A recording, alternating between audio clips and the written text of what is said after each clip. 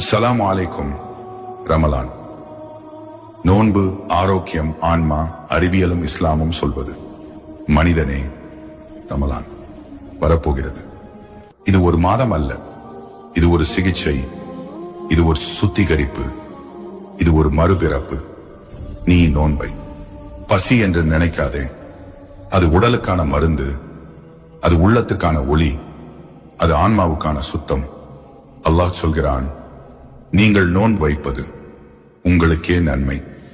அல்லாஹ் நம்மை கஷ்டப்படுத்த நோன்பை கட்டளையிடவில்லை, நம்மை குணப்படுத்த நோன்பை கட்டளையிட்டான். மனிதனே, இன்றைக்கு அறிவியல் சொல்கிறது, நோன்பு வைப்பதால் உடலில் ஆட்டோபேஜி என்ற செயல்முறை தொடங்குகிறது. சேதமான செல்கள் அழிகின்றன, புதிய ஆரோக்கியமான செல்கள் உருவாகின்றன. நோன்பு சர்க்கரை நோயை கட்டுப்படுத்துகிறது. நோன்பு கொலஸ்ட்ராலை குறைக்கிறது. இதயத்தை பாதுகாக்கிறது. நோன்பு புற்றுநோய் அபாயத்தை குறைக்கிறது. நோன்பு மூளையின் நினைவாற்றலை அதிகரிக்கிறது.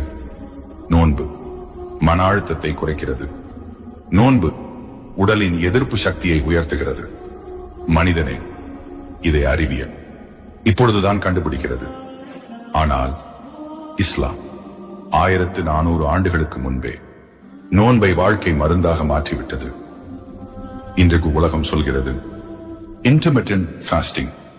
இஸ்லாம் சொல்கிறது ரமலான் நோன்பு.